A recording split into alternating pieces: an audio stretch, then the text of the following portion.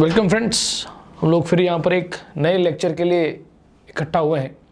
यहाँ पर हम लोग बजट समझेंगे, इंडियन बजट 2021-22 जो कि लेटेस्ट बजट है, इंडियन गवर्नमेंट द्वारा पेश किया हुआ है। ये मेजरली हमारे हेल्थ सेक्टर को फोकस करता है। इस बार का बजट जो है वो डिजिटल नेचर है। पहली बार ऐसा हुआ कि बजट को डिजिटल रूप में पेश किया गया। आपको पता होगा कि लास्ट टाइम बही खाता के हिसाब से पेश किया गया था और ये भी काफ़ी न्यूज़ में था।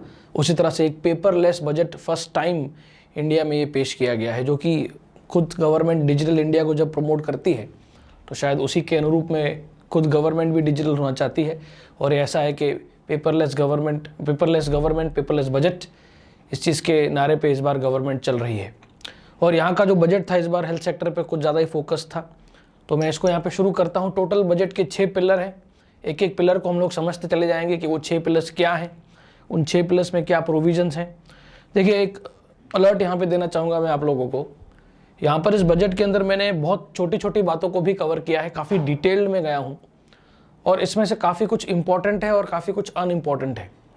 पर क्योंकि मैं चांस नहीं लेना चाहता था तो इसलिए मैंने सारी की सारी बातों को अपने इस बजट सीरीज़ में कवर किया है। मैं जब समझा रहा हूँगा तब मैं आपको खुद ही बता दूंगा कि इसमें ये इंपॉर्टेंट है, ये अनइम्पॉर्टेंट है। अनइम्पॉर्टेंट को एक बार सिर्फ नज़र में रखना है ताकि अगर कुछ इसमें से पूछ लिया जाए और आपको 4 ऑप्शन देखें तो 4 ऑप्शन में एटलीस्ट अगर आपने कुछ सुन भी रखा होगा तो शायद आप कुछ एक आधा एक्स्ट्रा मार्क स्कोर कर पाएंगे। तो इस चीज़ को मैं दोबारा से पहले आपको अलर्ट दे रहा हूँ कि इस चीज़ को आप समझें। तो देखिए, पहले लिखा है कि the ministry of finance present the budget 2021-22 in the parliament which is the first budget of this new decade and it's also a digital one. इससे पहले कभी डिजिटल बजट नहीं आया। इसके अलावा budget assumes a great significance as it comes amid the novel coronavirus pandemic. यानी कि इसकी एक इंपॉर्टेंस ये भी है कि ये जो कोरोना है उसके बीच में कहीं ये बजट जो है पेश किया गया है।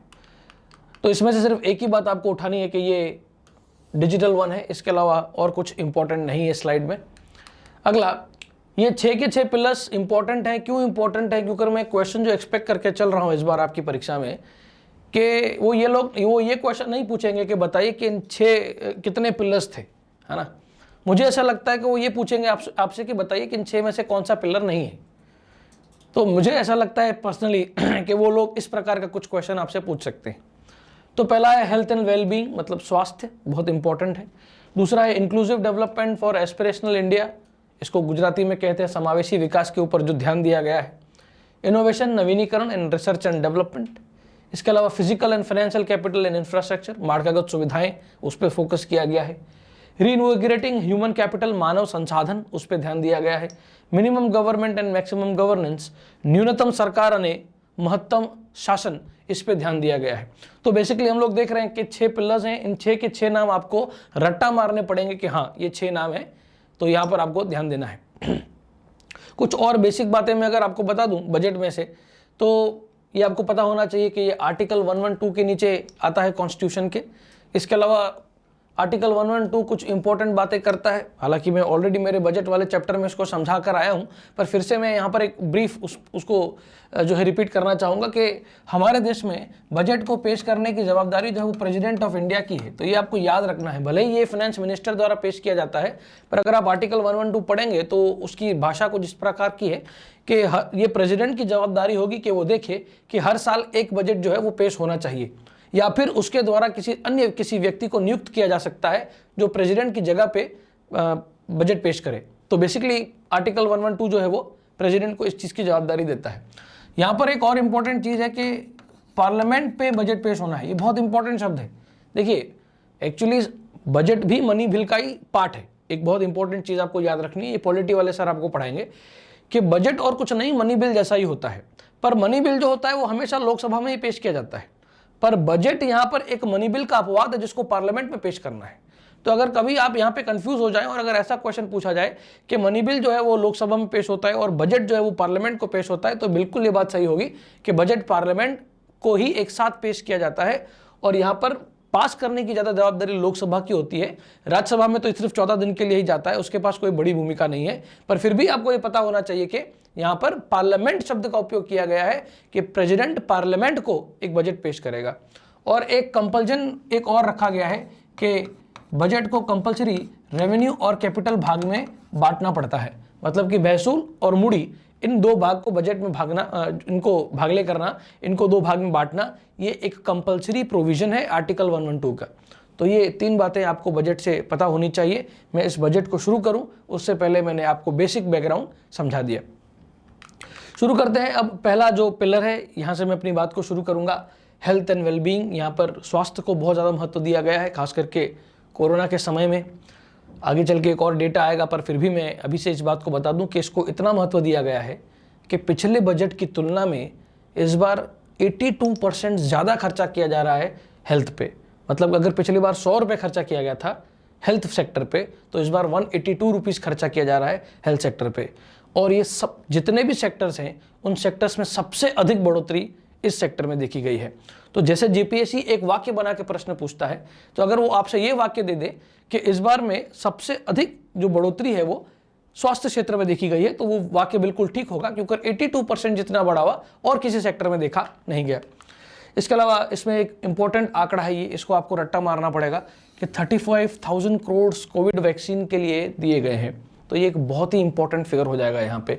वो आपसे, मुझे पर्सनली लगता है कि क्योंकि जब बजट पेश हो रहा था और जब निर्मला सीतारमण जी ने इस बात को कहा तो पार्लियामेंट में तालियां बजी थी, तो हो सकता है कि वो तालियों से प्रभावित होकर पेपर जो है वो आपके पेपर चेकर जो है वो आपके पेपर में ऐसा कुछ डाल दे। तो इस चीज़ के लिए आपको ध्यान देना है। अगला है हेल्थ सिस्टम्स। 64,180 करोड़ डाले गए 6 साल के लिए। एक सरकार की स्कीम है पीएम आत्मनिर्भर स्वास्थ्य भारत योजना। इस पर ये 64,180 करोड़ रुपया खर्चा करेंगे आने वाले 6 सालों में। अब ये आपको याद रखना पड़ेगा, इस आंकड़े को भी आपको याद रखना है, ये इंपॉर्टेंट है। 65,000 के आसपास है, ये आपको याद रखना पड़ेगा। और ये एक न्यूली सेंट्रल स्पॉन्सर्ड स्कीम होने वाली है। अब देखिए यहाँ पर एक बहुत ही इम्पोर्टेंट चीज़ मैं आपको बताना चाहूँगा कि यहाँ पर लिखा है कि सेंट्रली स्पॉन्सर्ड स्कीम होने वाली है। अब यहाँ पर बहुत से लोग कंफ्यूज हो जाते हैं। एक होता है सेंट्रली स्पॉन्सर्ड स्कीम और एक होता है सेंट्रल सेक्टर स्कीम। ऐसे कंप्लीटली कभी कभी जब स्कीम आती है तब उसको बताया जाता है कि ये सेंट्रली स्पॉन्सर्ड स्कीम है, कभी बताया जाता है कि ये सेंट्रल सेक्टर स्कीम है। हालांकि पीएम आत्मनिर्भर स्वास्थ्य भारत योजना एक सेंट्रली स्पॉन्सर्ड स्कीम है। अब देखो दोनों के बीच में ये अंतर है कि यहाँ पर सेंट्रली स्पॉन्सर्ड स्कीम में गवर्नमेंट, सेंट्रल गवर्नमेंट और स्टेट गवर्नमेंट दोनों के जेब से पैसा आता है। कुछ पैसा सेंट्रल गवर्नमेंट देती है, कुछ पैसा स्टेट गवर्नमेंट देती है। ये स्कीम टू स्कीम वेरी करता है कि सेंट्रल गवर्नमेंट कितना देगी, स्टेट गवर्नमेंट कितना देगी। सेंट्रल सेक्टर स्कीम की जब मैं बात करता हूँ तो ये 100% सेंट्रल गवर्नमेंट देती है, इसमें कोई भी स्टेट गवर्नमेंट का योगदान नहीं होता। तो ये पहला डिफरेंस है। दूसरा एक डिफरेंस जो कहीं लिखा नहीं होता, पर आप ध्यान से जब भी आपको स्कीम को देखें तो आप समझिएगा कि सेंट्रली स्पॉन्सर्ड स्कीम हमेशा किसी राज्य के विषय पर होगी। यानी कि हमेशा जब इसको इम्प्लीमेंट किया जाएगा तो वो स्टेट सब्जेक्ट होगा जिस पे सेंट्रली स्पॉन्सर्ड स्कीम को इम्प्लीमेंट किया जाएगा। जैसे कि फॉर एग्जांपल यहाँ पर स्वास्थ्य की बात हो रही है, तो स्वास्थ्य एक्चुअली राज्य का विषय है, राज्य आदि का विषय है। उसी तरह से जब भी आप सेंट्रल सेक्टर स्कीम देखोगे तो ये 100% सेंट्रल लिस्ट में आया हुआ एक सब्जेक्ट होगा, केंद्र यादी के अंदर आया हुआ सब्जेक्ट हुआ। इसके लिए अगर यहाँ पर केंद्र सरकार राज्यों को ये बोल भी देगी कि हम पैसा कुछ निकाल रहे हैं, कुछ पैसा आप निकालो, तो राज्य उस चीज़ को ये कह देंगे कि ये आप हमारे एरिया में हस्तक्षेप कर रहे हो, इंटरफेयर कर रहे हो, और राज्य जो है उसको इम्प्लीमेंट करने से मना भी कर सकते हैं। इसीलिए सेंट्रल सेक्टर स्कीम हमेशा सेंट्रल सब्जेक्ट पे होती है, सेंट्रली स्पॉन्सर्ड स्कीम हमेशा स्टेट सब्जेक्ट पे होती है। यहाँ पर सेंट्रल कुछ पैसा देता है, स्टेट कुछ पैसा देता है, वहाँ पर 100% पैसा जो होता है वो सेंट्रल गवर्नमेंट द्वारा दिया जाता है। तो यहाँ पर एक याद रखिएगा। और आपको एक और चीज़ भी याद रखनी है कि ये सेंट्रली स्पॉन्सर्ड स्कीम है। तो कई बार क्या होता है कि क्वेश्चन ऐसा भी आ जाता है कि कोई एक स्कीम का नाम दिया जाता है और आपसे पूछा जाता है कि बताइए कि ये सेंट्रल स्पॉन्सर्ड स्कीम है या सेंट्रल सेक्टर स्कीम है। तो अगर आपको याद रहता है तो वेरी गुड, अगर आपको याद नहीं रहता तो बस इतना भी अगर पता है कि वो जो स्कीम लाई जा रही है वो स्टेट लिस्ट में है कि सेंट्रल लिस्ट में है, तो भी आपको पता चल जाएगा कि ये सेंट्रली स्पॉन्सर्ड स्कीम होगी या सेंट्रली सेक्टर स्कीम होगी। बस इतना ही अगर आपको पता लगाना हो कि सब्जेक्ट कौन सा है। तो ये मैं आपको एक शॉर्टकट दे रहा हूँ। और कई बार तो ये भी पता नहीं लगता है कि सेंट्रल का सब्जेक्ट है या स्टेट का सब्जेक्ट है। अगर आपको ये पता लगाने में भी कभी मुश्किल पड़े कि ये सेंट्रल का सब्जेक्ट है या स्टेट का सब्जेक्ट है, तो आंखें बंद करके सिर्फ इतना सोचिएगा कि उस पद के लिए या उस डिपार्टमेंट के लिए रिक्रूटमेंट कौन करता है। जैसे पुलिस, उसका रिक्रूटमेंट पीआई लेवल तक, डीवाईएसपी लेवल तक स्टेट गवर्नमेंट करती है, तो आपको पता चल जाएगा ये स्टेट का विषय है। उसी तरह से हेल्थ सेक्टर की बात करेंगे, आप 2 मिनट आके बंद करेंगे, आपको पता चल जाएगा कि उसके लिए रिक्रूटमेंट, नर्सिंग की रिक्रूटमेंट आती है, कौन करता है? स्टेट गवर्नमेंट करती है। इनकम टैक्स, उसका सिलेक्शन जो होता है स्टाफ सिलेक्शन द्वारा होता है, स्टाफ सिलेक्शन कमीशन, जो कि सेंट्रल गवर्नमेंट बॉडी है। IRS IT central government body है, तो बेसिकली वो सेंट्रल सब्जेक्ट में आए हुए विषय होंगे। तो अगर आप 2 मिनट 5 मिनट आके बंद भी करेंगे तो आपको पता चल जाएगा कि कौन सा किस यादी में आया हुआ है। अगला जो है PM आत्मनिर्भर भारत स्वास्थ्य योजना, जिसकी भी मैंने थोड़ी देर पहले बात की, इसके कुछ प्रोविजंस देख लेते हैं। ये एक सेंट्रली स्पॉन्सर्ड स्कीम है और न्यू स्कीम है, तो आगे न्यू लगाया हुआ है, इसको देख लीजिएगा। फिर मैंने बताया कि जैसे कि 64,180 करोड़ रुपीस 6 सालों में दिया जाएगा, और ये एडिशन होगा नेशनल हेल्थ मिशन में। देखिए जनरली होता ही है कि नेशनल हेल्थ मिशन जो है वो भारत की सबसे बड़ी स्वास्थ्य संबंधित योजना है, और जो भी सरकार हेल्थ रिलेटेड कोई भी चीज़ चलाती है तो उसको इस मिशन, इस अम्ब्रेला स्कीम के अंतर्गत चलाया जाता है। और इसमें ये लिखा है कि this will be in addition to, मतलब कि to the national health mission, मतलब ये भी इसका भाग बनने जा रहा है। National institution for one health, यानी कि कुछ इंस्टीट्यूशंस को भी स्थापित किया जाएगा। कौन से इंस्टीट्यूशंस हैं? तो देखिए लिखा है 117,788 रूरल और 11,024 urban health centre and wellness centres. ये आंकड़ा बिल्कुल काम का नहीं है, एक बार सिर्फ ऊपर से नज़र मार लीजिए, बाकी ऐसा डिटेल में अगर कोई आंकड़ा पूछा जाएगा तो एग्जाम निकालना जीवन में बहुत मुश्किल हो जाएगा। अब ये एक इम्पॉर्टेंट है, regional research platform for WHO south east Asia region, मतलब कि एक रिसर्च प्लेटफॉर्म हम लोग WHO के के लिए एक यहाँ पर हम लोग प्लेटफॉर्म स्थापित करने जा रहे हैं, जो कि इस PM आत्मनिर्भर स्वास्थ्य भारत योजना के अंतर्गत हो सकता है। तो यहाँ पर मैं जो 3-4 वाक्य एक्सपेक्ट करके चल रहा हूँ, आपकी परीक्षा में पूछा जाएगा। तो सबसे पहला तो ये पूछा जाएगा कि एक सेंट्रल स्पॉन्सर्ड स्कीम है कि नहीं, 6 साल वाला पूछा जा सकता है, और इसके अंतर्गत WHO के लिए एक रिसर्च सेंटर खोला जाएगा। ऐसा अगर कोई वाक्य आए तो इन चीज़ों पे आप ध्यान दीजिएगा, बाकी इन चीज़ों पे कोई ध्यान देने की आवश्यकता नहीं है, पर फिर भी मैंने आपकी जानकारी के लिए यहाँ पे थोड़ा सा मेंशन कर दिया है। उसके अलावा जैसे कि मैं आपको ऑलरेडी बता चुका हूँ कि 82% ओवर द लास्ट ईयर, यानी पिछले साल की तुलना में यहाँ पर बजट पे 82% का जो है ज़्यादा खर्चा किया जा रहा है। ठीक है कि नहीं? अगर आपने पिछले मेरे लेक्चर में देखा होगा तो मैंने जब आपको सर्वे पढ़ाया था तो सर्वे ने भी यही कहा था, अगर आपको याद हो, कि भारत सरकार जो है एट प्रेजेंट 1% खर्चा कर रही है, और नेशनल हेल्थ पॉलिसी में कहा गया है कि इसको बढ़ाकर 2.5% से 3% करना है। तो सरकार जो है कहीं ना कहीं उसी दिशा में आगे बढ़ रही है। 82% मतलब मैं ऐसा मान सकता हूँ कि ऑलमोस्ट डबल हो चुका है। तो ये जो 1% था वो 2% तक तो आगे बढ़ ही चुका है, और ये मुझे लगता है कि कुछ आने वाले सालों में जो WHO ने रिकमेंड किया है कि इसको 2.5% तक ले जाना चाहिए, भारत सरकार कहीं ना कहीं उसी दिशा में आगे बढ़ रही है। सर्वे ने भी यही कहा था, नेशनल हेल्थ पॉलिसी में भी यही है, और इस साल के बजट में भी हम लोग देख रहे हैं कि 82% की बढ़ोतरी देखी गई है। तो इस चीज़ को आप थोड़ा सा ध्यान दीजिए। फिर अगला जो है न्यूट्रिशन के बारे में बोला गया है। तो देखिए मिशन पोषण 2.0 इसको लॉन्च किया गया है। अब ये क्या है? तो ये न्यूट्रिशनल कंटेंट है, डिलीवरी है, आउटरीच एंड आउटकम है। बेसिकली ये जो महिलाएं जन्म देती हैं उनके बच्चे स्वस्थ पैदा हों उनके लिए एक स्कीम है। 1.0 था, अब उसको लेटेस्ट में 2.0 लॉन्च किया जा रहा है। तो कुछ डेफिनेटली इसके अंदर कुछ एडिशनल पॉइंट्स होंगी। अभी भी स्कीम्स की डिटेल्स बाहर नहीं आई हैं। जब स्कीम की डिटेल बाहर आएंगी डेफिनेटली हम लोग उसको कंपैरेटिव वे में पढ़ेंगे कि ये 1.0 और 2.0 के बीच में क्या अंतर था। इसके अलावा universal coverage on the water supply, ये बहुत ही इंपॉर्टेंट है। पानी की किल्लत होने वाली है। आपने अगर सर्वे भी पढ़ा हो तो सर्वे के अंदर भी इस बात को बार बार कहा गया है कि क्लाइमेट चेंज के चलते भारत में आने वाले कुछ सालों में पानी की किल्लत आ सकती है। यहाँ तक कि ये भी कहा जाता है कि अगर तीसरा विश्व युद्ध हुआ तो उसका बहुत बड़ा कारण होगा पानी। तो ये आप जो मैं कह रहा हूँ इसको ऐसे में भी कहीं कोट कर सकते हैं कि ये एक बहुत इंपॉर्टेंट चीज़ होने वाली है। अब ये क्या कहा गया है? तो जीवन मिशन जो है, जल जीवन मिशन, उसके लिए आप देखें तो ये अर्बन के लिए खास करके 2,87,000 करोड़ रुपीस खर्चा किया जाएगा। अब ये क्यों किया गया है? तो ये 3.25 करोड़ घरों को टैप कनेक्शन यानी जल देने के लिए, और यूनिवर्सल वाटर सप्लाई मतलब कि 24 घंटे पानी देने के लिए। किसको? तो 4378 urban local bodies, liquid waste management in 500 Amrut cities. अब देखो इसमें से अगर मैं सारे डेटा में से कहूँ कि इसमें से क्या क्या इंपॉर्टेंट है, तो एक ये इंपॉर्टेंट है, ये आंकड़ा 2,87,000 करोड़, ये इंपॉर्टेंट है। और एक ये लास्ट वाली चीज़ इंपॉर्टेंट है कि liquid waste management in 500 Amrut cities. इसके अलावा और इसमें से कुछ काम का मुझे लग नहीं रहा। और ये एक और इम्पॉर्टेंट चीज़ है जो मुझे लगता है कि जीपीएससी आपको परेशान कर सकता है कि वो अर्बन की जगह पे यहाँ पे रूरल लिख दे। रूरल में भी पानी की समस्या है, पर अर्बन में बढ़ती चली जा रही है क्योंकि पॉपुलेशन प्रेशर बढ़ता चला जा रहा है। माइग्रेशन की वजह से जो ग्रामीण वस्ती है वो माइग्रेट करके अर्बन एरिया में जा रही है। तो आने वाली समय में ऐसा एक्सपेक्टेड है कि भविष्य में शायद अर्बन एरियाज में पानी की किल्लत हो सकती है। उसी चीज़ को ध्यान पे रखते हुए निर्मला सीतारमण जी ने कहा था कि हम लोग इस बार का बजट जो है वाटर कनेक्शंस के लिए बढ़ा रहे हैं। तो इस चीज़ को आपको ध्यान पे रखना है। मैं बार बार इसके लिए कंटेक्स्ट बता रहा हूँ ताकि आपको पता चले कि सरकार जो स्कीम को ला रही है उसके पीछे उसका कंटेक्स्ट क्या है, उसके पीछे उसका बैकग्राउंड क्या है, ताकि आपको याद करने में चीज़ों को आसानी हो। अगला है स्वच्छ भारत स्वस्थ भारत। इसके लिए 1,41,678 crore over 5 years for the, ये ठीक है, इतना कुछ इंपॉर्टेंट नहीं है, बस ऐसा कुछ कहा है, आपको पता होना चाहिए। ये स्कीम इतनी इंपॉर्टेंट नहीं। क्लीन एयर, उसके लिए 2,217 करोड़ रुपए तो टैकल एयर पॉल्यूशन फॉर, ठीक है, ये भी कुछ इंपॉर्टेंट नहीं है, ठीक है कि नहीं। बस ऐसा कुछ प्रोविजन है कि हाँ क्लीन एयर के लिए कुछ किया जा रहा है, वो आप देखिएगा। मतलब सड़क साफ करने के लिए ज़्यादा है और हवा साफ करने के लिए कम है, तो सड़क हवा से ज़्यादा इंपॉर्टेंट है सरकार के लिए, थोड़ा देख लेना, ठीक है कि नहीं। अगला स्क्रैपिंग पॉलिसी, बहुत इंपॉर्टेंट है। स्क्रैपिंग पॉलिसी क्या है?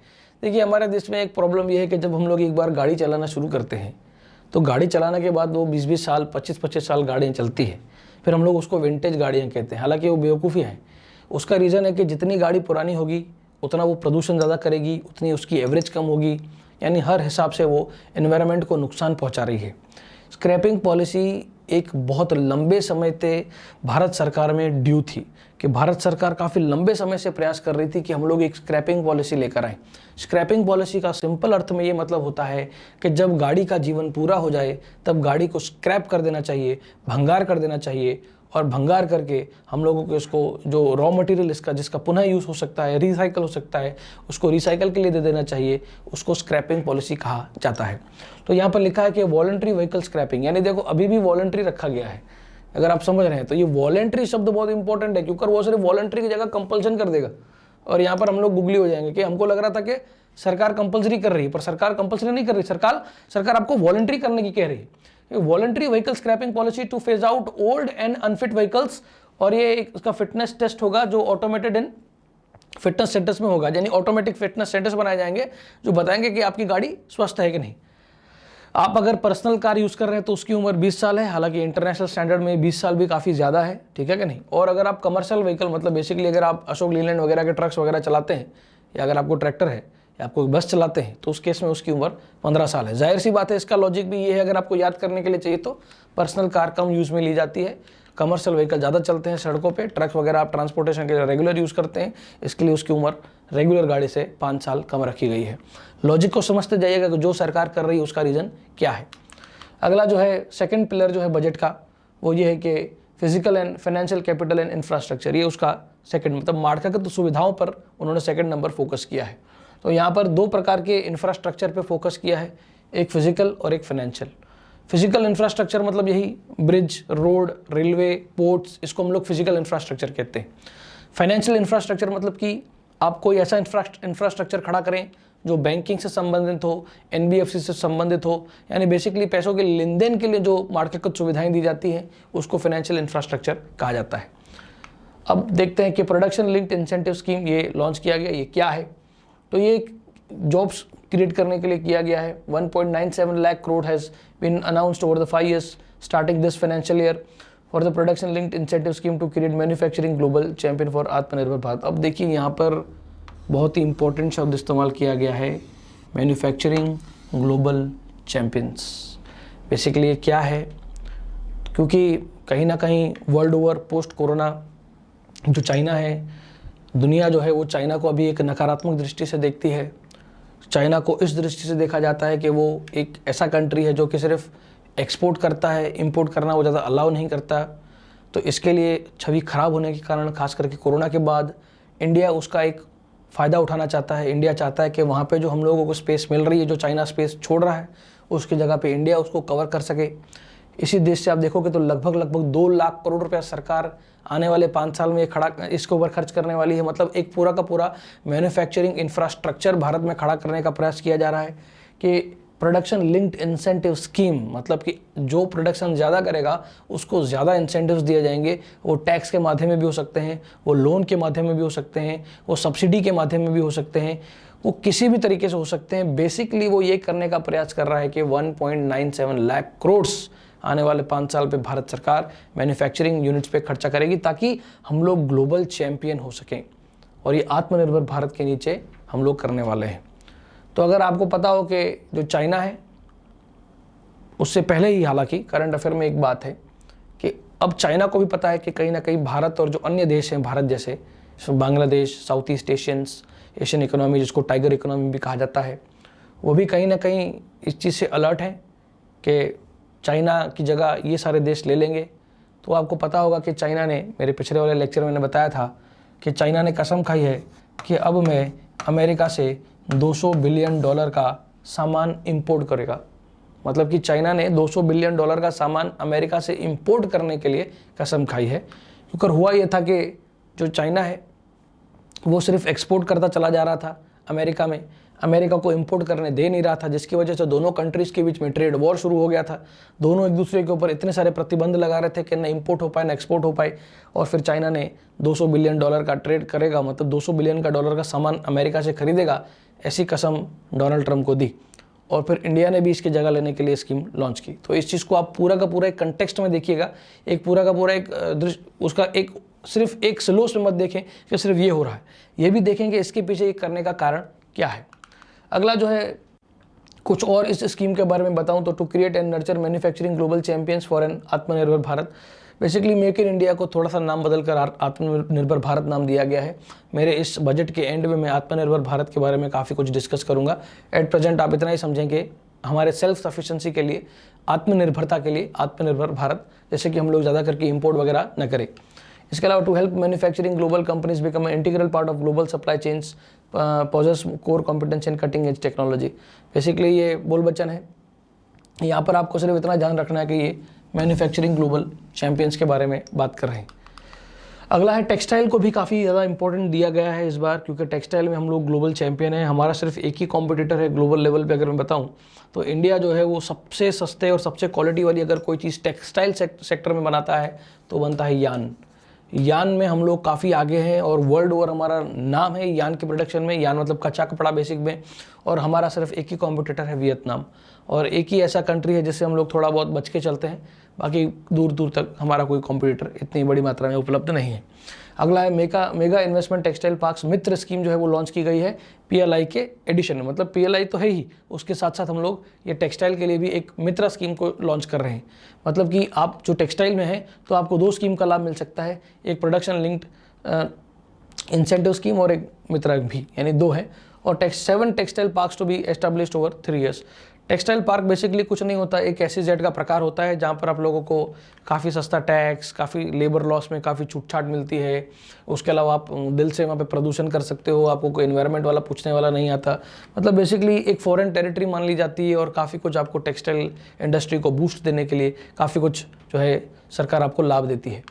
इसके अलावा इंफ्रास्ट्रक्चर के लिए और क्या किया, तो national monetisation pipeline for the potential brownfield infrastructure asset to be launched. अब देखिए यहाँ पर एक इंपॉर्टेंट चीज़ है कि नेशनलाइज मोनेटाइज्ड पाइपलाइन, बेसिकली जिनके पास पैसा है वो यहाँ पे लगाएं और फिर अगर उससे कुछ रिटर्न आएगा तो आपने जो पैसा लगाया है उसका आपको रिटर्न मिलेगा। अब यहाँ पर ये ब्राउन फील्ड प्रोजेक्ट्स के लिए ही है, बहुत बहुत इंपॉर्टेंट शब्द है ब्राउन फील्ड। देखिए 2 प्रकार के फील्ड होते हैं, green field and brown field. ये आप इस चीज़ को ध्यान से सुनिएगा, green field and brown field. अब ग्रीन फील्ड और ब्राउन फील्ड के बीच में क्या डिफरेंस है, तो देखिए Ahmedabad airport brown field airport है, पर अगर आप बेंगलुरु में चले जाएं केम्पेगौड़ा, वो ग्रीन फील्ड एयरपोर्ट है। ग्रीन फील्ड मतलब कि ऐसा जहाँ पर पहले कुछ नहीं था, एक ज़मीन का टुकड़ा था और कुछ नहीं था, और उस ज़मीन के टुकड़े पे जब फ्रॉम द स्क्रैच बिल्कुल 0 से लेके हम लोगों ने कोई अगर इंफ्रास्ट्रक्चर, कोई मार्केट सुविधा खड़ी की है तो हम लोग कहते हैं कि वो ग्रीन फील्ड है। पर अगर मान लीजिए ऑलरेडी कुछ था और उसको तोड़कर उस पर कुछ नया बनाया गया या फिर उसी की मरम्मत की गई तो हम लोग उसको ब्राउन फील्ड कहते हैं। और ये स्कीम किसके लिए है, तो ध्यान से देखिएगा कि national monetised pipeline of potential brownfield infrastructural asset to be launched है। अभी भी लॉन्च नहीं की गई, टू बी लॉन्च्ड है। मतलब जहाँ पर भी टू बी लॉन्च लिखा है तो इस चीज़ को आप समझिएगा कि अभी भी सरकार ने इसकी प्रॉपर डिटेल्स बाहर नहीं की। जब प्रॉपर एक बार डिटेल्स आ जाएंगी तो शायद हमारे लिए भी इसकी क्या डिटेल्स हैं, क्या स्पेसिफिकेशंस हैं, उसको याद करना थोड़ा आसान हो जाएगा। तो एट प्रेजेंट हम भी वेट कर रहे हैं कि सरकार इस पर कुछ ज़्यादा डिटेल्स दे तो हम लोग आपके साथ चर्चा कर सके। इसके अलावा स्कीम जो है वो 18,000 करोड़ की होगी। Public bus transportation service to be launch, ठीक है ना, ये एक और है, इसका पार्ट हो जाएगा। Comprehensive national hydrogen energy mission to be launch, ये बहुत ही इंपॉर्टेंट है, ठीक है ना, नेशनल हाइड्रोजन एनर्जी मिशन। यहाँ पर हालांकि साइंस मेरा विषय नहीं है, पर फिर भी अगर मुझे कोई कहेगा तो हाइड्रोजन के ऊपर इतना फोकस क्यों दिया जा रहा है, तो हाइड्रोजन बिल्कुल क्लीन फ्यूल है, अबंडेंट मात्रा में, काफ़ी उच्च मात्रा में उपलब्ध है। इसकी कैलोरीफिक वैल्यू काफ़ी ज़्यादा होती है। कैलोरीफिक वैल्यू ज़्यादा होने का मतलब आप 1 लीटर पेट्रोल जलाएं और 1 लीटर हाइड्रोजन जलाएं, 1 लीटर हाइड्रोजन से इतनी ऊर्जा निकलेगी जो पेट्रोल कभी मैच नहीं कर पाएगा। फिर एक क्वेश्चन है कि फिर हम लोग हाइड्रोजन को इतना यूज़ क्यों नहीं करते। हाइड्रोजन को इसके लिए यूज़ नहीं किया जाता क्योंकि हाइड्रोजन अनकंट्रोल कंबशन देता है। मतलब हमारे पास एट प्रेजेंट कोई इतनी बढ़िया टेक्नोलॉजी नहीं है कि हम लोग हाइड्रोजन को कंट्रोल कर पाएँ, उसकी कंबशन इंजन को हम लोग इस तरह से डिज़ाइन कर पाएँ कि उसमें विस्फोट ना हो।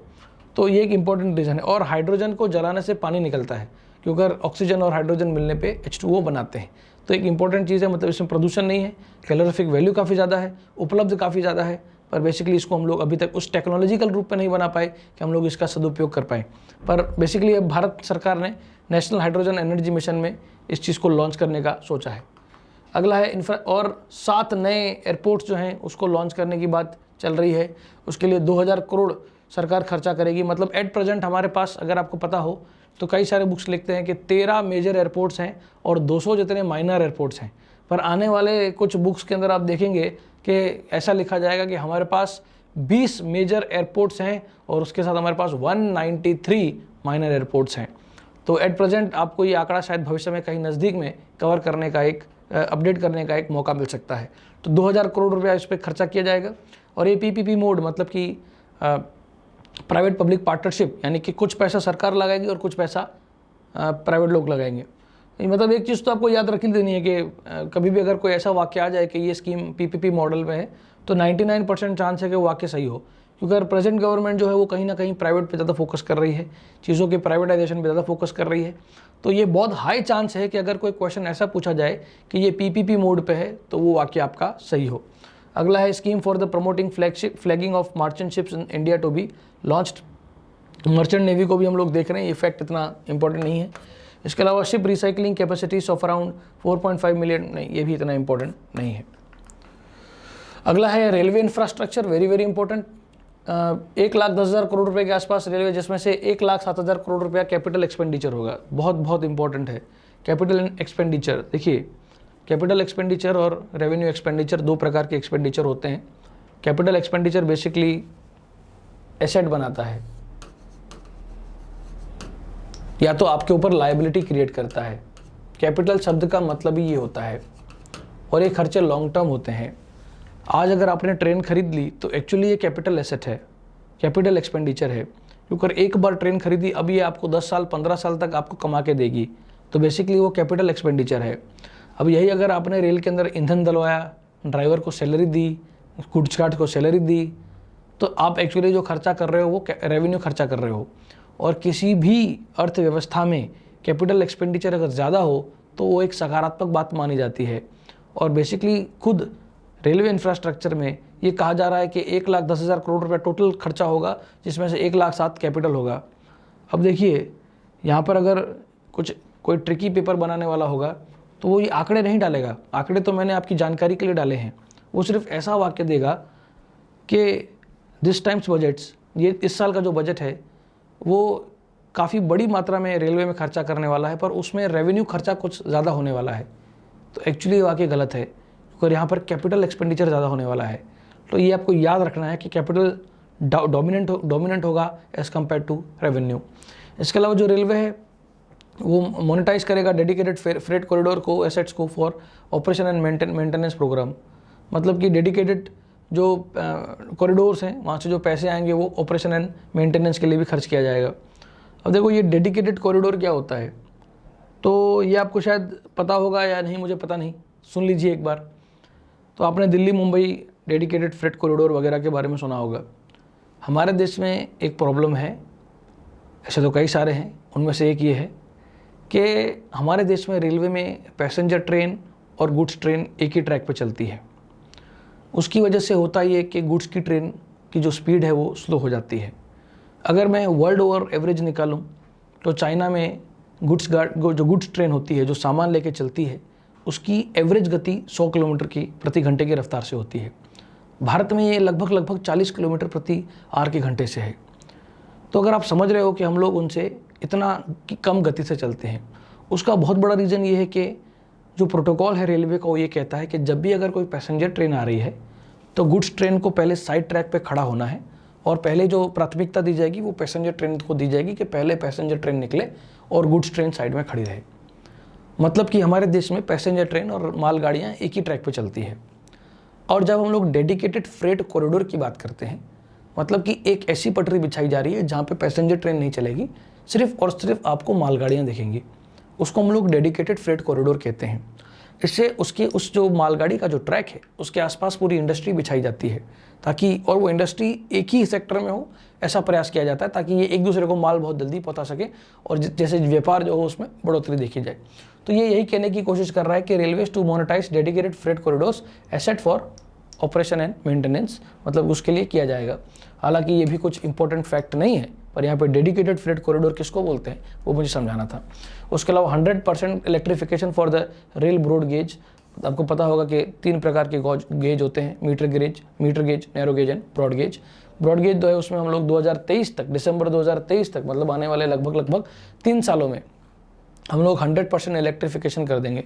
फिर यही जो हम लोगों ने पेरिस क्लाइमेट चेंज में जो कसम खाई है कि 33% टू 30% हम लोग कार्बन इंटेंसिटी जो होगी वो कम करेंगे 2005 के लेवल में, वो इससे होने वाला है। ठीक है, कनेक्ट कीजिएगा जो भी बजट की प्रोविजंस हैं, या आपको शायद मेन एग्जामिनेशन में अगर कोई पॉइंट लिखनी हो तो यहाँ से उठा के आप लिख पाएंगे।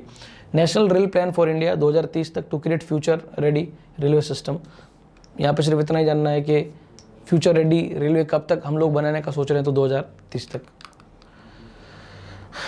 चलिए, ब्रॉड गेज जो है उनको ज़्यादा 72% बाय द एंड ऑफ 21, ये भी आपके लिए इंपॉर्टेंट फैक्ट है। वेस्टर्न डेडिकेटेड रोड, ठीक, एक बार देख लीजिएगा, इसके अंदर कुछ ज़्यादा ऐसा इंपॉर्टेंट नहीं है, एक बार आपको नज़र घुमानी है। इसमें से जो इंपॉर्टेंट था मैंने ऑलरेडी डिस्कस कर लिया है।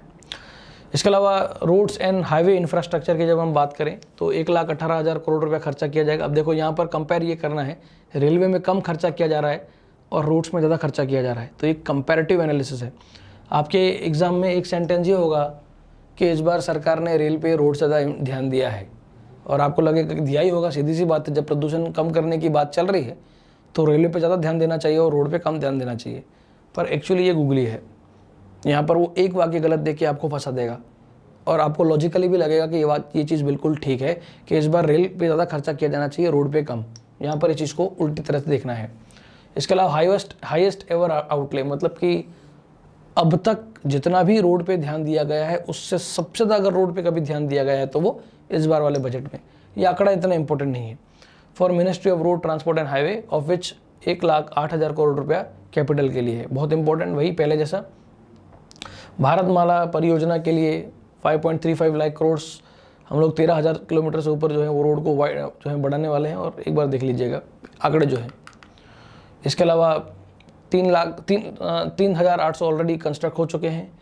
8500 के लिए ऑलरेडी दिया जा चुका है कॉन्ट्रैक्ट, जो कि मार्च 2022 तक कंप्लीट हो जाएगा।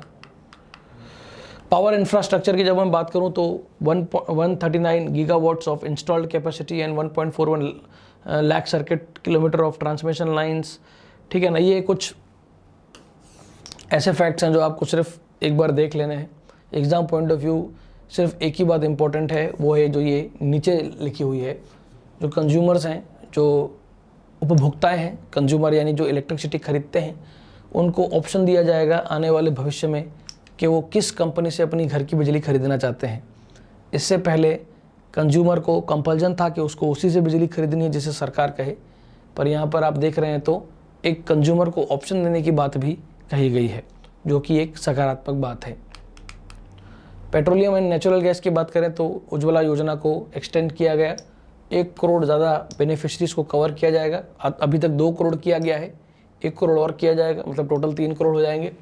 इन additional 100 more districts to city gas distribution. आज हमारे घर पे सिलेंडर आता है, उसकी जगह पे सिटी गैस डिस्ट्रीब्यूशन नेटवर्क लगाया जाएगा आने वाले 3 सालों में। और कितने नए शहर ऐसे जोड़े गए हैं तो 100, और new gas pipeline project in Jammu Kashmir. तो ये पूछा जा सकता है कि नई गैस लाइन का प्रोजेक्ट जो है वो कौन से राज्य में बनाया जा रहा है, तो वो जम्मू कश्मीर है। फाइनेंशियल कैपिटल की बात करूँ तो single securities market code to be evolve, मतलब जो सिक्योरिटी मार्केट है, स्टॉक मार्केट है, जहाँ पे शेयर्स, डिबेंचर्स, कमोडिटीज़ वगैरह मिलती हैं, उनके लिए एक नया कायदा लाने की बात सोची जा रही है। और ये world class fintech hub at GIFT City उसको सपोर्ट करेगा। A new permanent institutional framework to help to development of the bond market by purchasing investment grade डेब्ट सिक्योरिटी। ये ऑलरेडी मैंने सर्वे वाले चैप्टर में एक बार इसको डिस्कस किया है, देख लीजिएगा उसको। A new permanent institution framework to be help in development of the bond market. ठीक, ये ऑलरेडी मैंने मेरे सर्वे वाले चैप्टर के अंदर जो कवर किया है उसकी बात को यहाँ पे बजट दोबारा से रिपीट करता है। बेसिकली मतलब हो ये रहा है कि सर्वे में जो कहा गया है वो यहाँ पर उस चीज़ को दोहराया गया है। डिसइन्वेस्टमेंट एंड स्ट्रेटेजिक सेल, ये बहुत इंपॉर्टेंट है। यहाँ पर जो मैं आंकड़े बोलूँगा उसको आपको रट्टा मारना पड़ेगा। 1,75,000 crore estimate received from the disinvestment. देखिए पिछले साल जो टारगेट था वो था 2,10,000 करोड़ का टारगेट था कि हम लोग डिसइन्वेस्टमेंट से वसूल करेंगे। इस बार वो टारगेट एक्चुअली घटाया गया है। 1,75,000 करोड़ का एस्टीमेट है कि इस बार हम लोग डिसइन्वेस्टमेंट से मिलेगा, हमको मिलेगा। इसके अलावा shipping corporation of India, container corporation of India, IDBI bank, BEML, Pawan Hans, उसके अलावा Neelachal Ispat Nigam limited etcetera to be completed by 21-22। Other than IDBI bank, 2 public sector banks and 1 general insurance company to be privatised. ठीक है ना, ये important है। 2 public sector bank का भी privatisation होने जा रहा है। Development financial institutions to be set up to provide and enable and catalyse infra financing, 2,000 crore उसके लिए दिया जाएगा। नॉट दैट इम्पॉर्टेंट, एक बार देख लीजिएगा ऊपर से। Setting up a regulation of gold exchange, important है। किस पदार्थ या किस कमोडिटी के लिए एक रेगुलेटर बनाने की बात चल रही है, तो वो गोल्ड है। इंक्रीजिंग FDI, वेरी इंपॉर्टेंट कि आज एट प्रेजेंट हमारे FDI में 49% फॉरेन डायरेक्ट इन्वेस्टमेंट अलाउड था, अब उसको बढ़ाकर 74% अलाउ किया जाएगा। तो एक इंपॉर्टेंट बात ये सोची जा रही है। स्ट्रेस एसेट रिजोल्यूशन, ऑलरेडी मैं इसको अपने सर्वे वाले चैप्टर में समझाया था, जो करंट सीरीज में समझा रहा हूँ कि स्ट्रेस एसेट किसको बोलते हैं। 3 बातों को कहते हैं, एक तो कहते हैं NPA को, एक जो रिटर्न ऑफ एसेट्स होते हैं उसको कहते हैं, और अगर कोई एसेट जो हो वो पैसे ना भर रहा हो तो। रिकैपिटलाइजेशन, 20,000 करोड़ रुपया सरकारी बैंकों में सरकार डालने का सोच रही है। डिपॉजिट इंश्योरेंस जो है वो बढ़ाया जाएगा। एट प्रेजेंट अगर आप आपके बैंक में पैसा रखते हो तो वो 1 लाख रुपए तक सिक्योर होता है। मतलब अगर आपके बैंक में 10 लाख रुपया पड़ा है तो भी उसका इंश्योरेंस 1 लाख तक की है। 10 लाख चोरी हो गए, बैंक उड़ गई तो भी 1 ही लाख मिलेगा, पर उसको बढ़ाकर 5 लाख रुपए तक करने की बात चल रही है। और ये करने के लिए DICGC एक्ट 1961 को अमेंड करना पड़ सकता है। उसके अलावा minimum loan size eligible for date recovery under the SARFAESI act. ठीक है ना, ये सरफेसी का फुल फॉर्म आपको याद रखना पड़ेगा। डेट रिकवरी का मतलब क्या होता है, सरफेसी एक्ट क्या होता है, तो एक बार समझ लीजिए। देखिए होता ये है कि मान लीजिए कि 2002 में जब ये सरफेसी एक्ट आया, उसके पहले ऐसा था कि अगर आपने बैंक से लोन लिया है और अगर आपने बैंक से लोन लेने के लिए अगर आपने प्रॉपर्टी गिरवी रखी है आपकी, और कल को अगर आप लोन नहीं चुका पा रहे और अगर बैंक आपकी प्रॉपर्टी बेचना चाहता है तो बैंक को कोर्ट से परमिशन लेनी पड़ेगी कि वो आपकी प्रॉपर्टी बेचे और अपने पैसे वसूल करे। पर होता ये है कि बैंक में कोर्ट से परमिशन लेते लेते सालों बीत जाते हैं, परमिशन मिलती नहीं, और जिन लोगों ने लोन लिया था वो लोन चुकाने की दानत नहीं दिखाते। अब उसीलिए 2002 में सरफेसी एक्ट आया था, पर इसमें ये बात लिखी गई थी कि 50 लाख के ऊपर प्रॉपर्टी हो तो ही कोर्ट से परमिशन नहीं लेनी, 50 लाख के नीचे प्रॉपर्टी हो तो कोर्ट की परमिशन लेनी पड़ेगी। मतलब हाँ, उसके अलावा अब इसको 20 लाख रुपए करने की बात चल रही है। मतलब 20 लाख से ऊपर की प्रॉपर्टी है तो ही आपको कोर्ट, मतलब फिर आपको कोर्ट की परमिशन लेने की ज़रूरत नहीं। 20 लाख के नीचे प्रॉपर्टी अगर आपने गिरवी रखी है तो ही कोर्ट की परमिशन लेने की ज़रूरत पड़ेगी।